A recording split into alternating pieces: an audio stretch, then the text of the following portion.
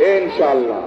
এখন প্রিয় ভাই বোনেরা, শুধু তাই নয়, এই যে মঞ্চের চারদিকে হাজার হাজার মা বোনেরা আছেন, মঞ্চের ডানে বামে হাজার হাজার মা বোনেরা আছেন, এই মা বোনদের শিক্ষার জন্য এই এলাকার সন্তান খালেদা জিয়া উনি যখন দেশ পরিচালনার দায়িত্বে ছিলেন, তখন সারা দেশে মেয়েদের শিক্ষার ব্যবস্থা ফ্রি করে দিয়ে গেছিলেন ইন্টারমিডিয়েট পর্যন্ত। আমরা চাই আগামী বিএনপি সরকার এই মা বোনদেরকে, যেই মা বোনদেরকে খালেদা জিয়া শিক্ষার আলো পৌঁছে দিয়ে গেছেন, সেই মা বোনদের সহ খেটে খাওয়া যত নারী আছে, যত গৃহিণী আছে, সবার কাছে আমরা ফ্যামিলি কার্ড পৌঁছে দিতে চাই।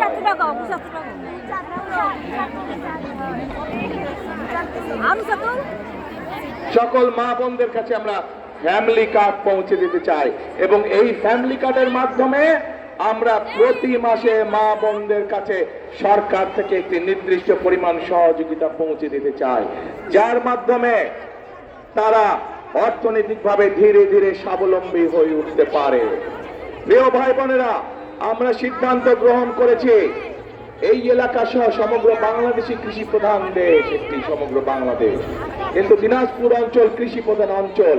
সেই জন্য আমরা সিদ্ধান্ত গ্রহণ করেছি যে যে সকল কৃষকের 10,000 টাকা পর্যন্ত কৃষি ঋণ আছে, তাদেরকে সেই 10,000 টাকা পর্যন্ত কৃষি ঋণ সুদ সহ আগামী বিএনপি সরকার মওকুফ করে দিতে চায়। 10,000 টাকা পর্যন্ত সুদে এবং ঋণ কৃষক ভাইদেরকে শোধ করতে হবে না, সেটি আপনাদের হয়ে সরকার সম্পূর্ণভাবে সেটা মওকুফ করে দিবে। শুধু তাই নয় প্রিয় ভাই বোনেরা, এই অঞ্চলের বহু মানুষ বিভিন্ন রেজিস্টার এনজিওর কাছ থেকে ক্ষুদ্র ক্ষুদ্র ঋণ গ্রহণ করেছে নিজের জীবনযাপন সংসার চালানোর জন্য, করেছেন না? এই ক্ষুদ্র ঋণও আমরা সরকারের পক্ষ থেকে শোধ করে দিতে চাই। এই ক্ষুদ্র ঋণের বোঝা আমরা চাই না আমাদের এলাকার মানুষ বহন করুক। প্রিয় ভাই বোনেরা, মা বোনদের হাতে যেরকম আমরা ফ্যামিলি কার্ড পৌঁছে দিতে চাই, ঠিক একইভাবে কৃষক ভাইদের হাতে আমরা কৃষি কার্ড পৌঁছে দিতে চাই। যেই কৃষি কার্ডের মাধ্যমে কৃষক ভাইরা তাদের ঋণ পেতে সুবিধা হবে, যেই কৃষক কার্ডের মাধ্যমে আমরা কৃষক ভাইদের কাছে তাদের যে পরিমাণ জমি সেটি হিসাব করে আমরা তাদের কাছে তাদের প্রয়োজনীয় বীজ, সার, কীটনাশক পৌঁছে দিতে চাই, যাতে করে তাদেরকে অন্যের পেছনে পেছনে ঘুরতে না হয়। সরাসরি সরকারের পক্ষ থেকে সরাসরি কৃষক ভাইদের কাছে তাদের সহযোগিতা পৌঁছে যাবে, যার ফলে ধীরে ধীরে কৃষক ভাইদের অর্থনৈতিক মেরুদণ্ড মজবুত হবে ইনশাআল্লাহ। প্রিয় ভাই বোনেরা, আমরা চাই এই এলাকা সহ সমগ্র বাংলাদেশে এক শ্রেণীর মানুষ আছে যারা জীবন থেকে মৃত্যু পর্যন্ত আমাদের সঙ্গে থাকে, জীবনের বাঁকে বাঁকে বিভিন্ন বিপদে আপদে আমাদেরকে পরামর্শ দিয়ে থাকেন। কারা তারা? তারা হচ্ছেন আমাদের মসজিদ মক্তবের খতিব সাহেবরা, ইমাম সাহেবরা, মুয়াজ্জিম সাহেবরা সহ অন্যান্য ধর্মের ধর্মীয় গুরু যারা আছেন, তারা এইসব ধর্মীয় ব্যক্তিত্ব। আমরা চাই সরকারের পক্ষ থেকে এইসব ধর্মীয় ব্যক্তিরা যাতে সম্মানের সঙ্গে বাস করতে পারেন, সেই জন্য সরকার থেকে আমরা প্রতি মাসে তাদের জন্য একটি সম্মানের ব্যবস্থা করতে চাই, যাতে তারা সম্মানের সঙ্গে জীবন যাপন করতে পারেন। প্রিয় ভাই বোনেরা, আমরা চাই আমাদের মা বোনরা, শিশুরা, সন্তানরা ঘরে বসে ছোটখাটো অসুখ বিসুখের চিকিৎসা যাতে ঘরে বসেই হতে পারে, সেই জন্য সমগ্র বাংলাদেশে পর্যায়ক্রমিক ভাবে আমরা 1 লক্ষ হেলথ কেয়ারার নিযুক্ত করতে চাই। তাদের কাজ হবে গ্রামে গ্রামে ঘরে ঘরে গিয়ে মা বোনদেরকে, শিশুদেরকে যে সকল অসুখ বিসুখ ঘরে বসে ঠিক করে দেওয়া যায়, হাসপাতালে যাওয়ার প্রয়োজন হয় না, সে মা বোনদেরকে সেই চিকিৎসা সুবিধা তাদেরকে ঘরে পৌঁছে দিতে চায়। এখন প্রিয় ভাই বোনেরা, একই সাথে আমরা আমাদের শিক্ষকদেরকে আমরা বিভিন্ন প্রকার ট্রেনিং দিতে চাই, যাতে করে শিক্ষকরা সঠিকভাবে আমাদের শিশুদেরকে, সন্তানদেরকে সঠিকভাবে শিক্ষা প্রদান করতে পারেন।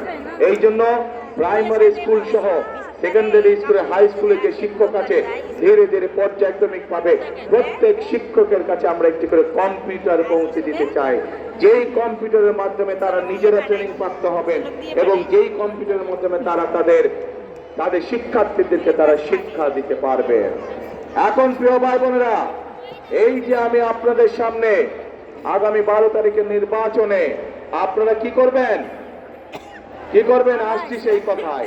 এই যে আমি 12 তারিখে নির্বাচনের আগে 12 তারিখে আমরা যদি নির্বাচিত হই ইনশাআল্লাহ আপনাদের দোয়ায় আল্লাহর রহমতে, তাহলে আমরা কিভাবে দেশের মানুষের জন্য কাজ করব, কিভাবে দেশ পরিচালনা করব, কিভাবে মানুষের ভাগ্যের পরিবর্তন করতে চাই তার সংক্ষিপ্ত পরিকল্পনা আপনাদের সামনে তুলে ধরেছি। সবাই কি পরিকল্পনাটা কম বেশি শুনেছেন? কি ভাইরা শুনেছেন? আচ্ছা, তো এখন প্রিয় ভাই বোনেরা, পরিকল্পনা তো আরো আছে। এই এলাকার মানুষের আরেকটি বিরাট চাহিদা আছে, বিশেষ করে এই পুরা গ্রেটার দিনাজপুর, রংপুর সহ, সেটি হচ্ছে তিস্তা ব্যারেজ। দিনাজপুর অঞ্চলেরও বহু অঞ্চল আছে, দিনাজপুর জেলারও, যারা তিস্তা ব্যারেজের উপকারিতা পেয়ে থাকেন বা অতীতে পেয়েছেন।